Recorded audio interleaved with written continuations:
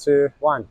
How's it, guys? I'm Jarrod from Atlantic Surf, and today we're going to learn how to get to the backline. Woo!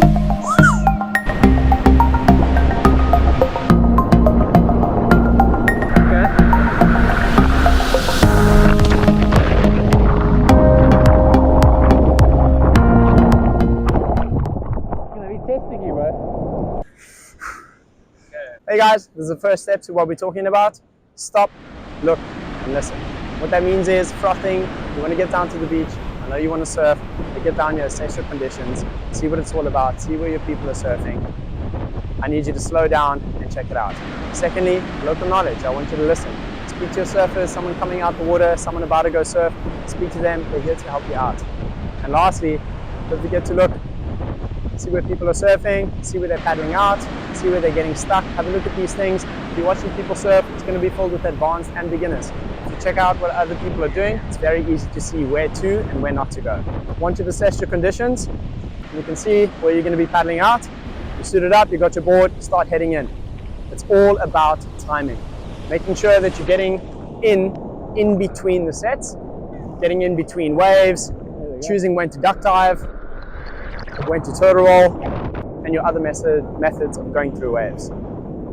Little common mistake when it comes down to timing of your sets. Often people will see, oh my goodness, there's no waves, let's go paddle out, and they get halfway out and that set cooks them. I want you to actually go out while the set's on its way, because likelihood is when you're halfway out there, the set ends and you can already hop on your board and paddle out in between the set. While on your way out, very, very likely you're going to have to make use of a few techniques of how to get through some waves. So obviously it's going to be your duck dive, your turtle roll, and 1 or 2 other longboard techniques.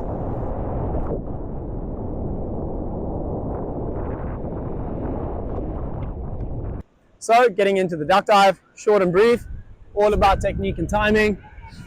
As your wave's approaching, place your hands a little bit further in front of your chest, and it's all about sinking your nose at the start.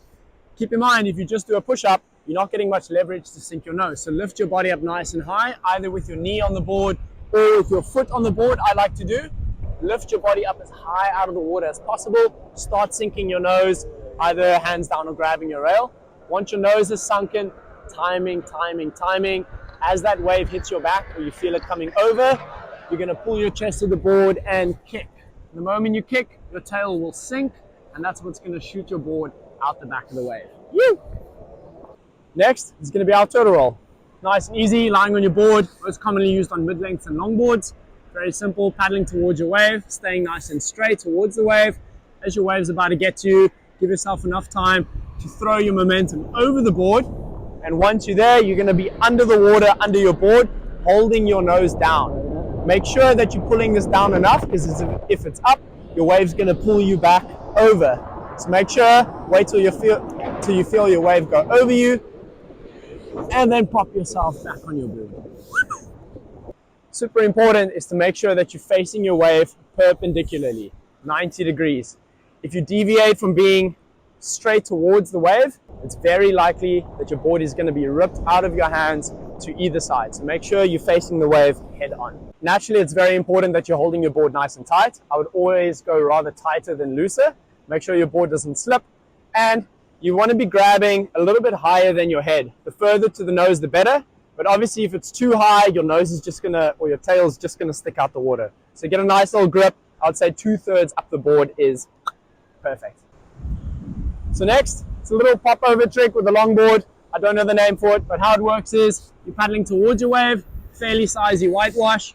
You sit yourself up to the back of your board, lift the nose up, and now as your wave's about to hit you, you lean forward, making contact with the wave, and that's going to be shooting you over the wave. The timing, again, is very important for this one. Last one of my favorites. I teach people this when they're not very comfortable going under the water or doing turtle rolls. That makes you feel a bit claustrophobic. Very easy, it takes a bit longer though. Paddle towards your wave, sit up on your board, turn yourself until you're facing backwards. Sit further back on your board, that your board's at a 45-degree angle, and lean back as your wave's about to hit you. This will cause you to track over the back of the wave and it keeps you on top of the board and on top of the water. Very safe and secure. Well done, sitting through this. Please be patient with yourself in this process. Things like duck dives, turtle rolls, they're not the easiest thing to learn, but be patient in this learning process until you become comfortable with them. Do note, when you're paddling out to the back on any board, it's never the same technique over and over. Different waves at different times are going to cause you to use different techniques. So just start being aware and being experimental out there. There's no rules out there. It's all about you feeling the safest and being the most comfortable. Let's do it. Always wanted to do it. There's a moment. Sick. And if you did like this, please give us all a little thumbs up. Feel free to subscribe because there is more coming out.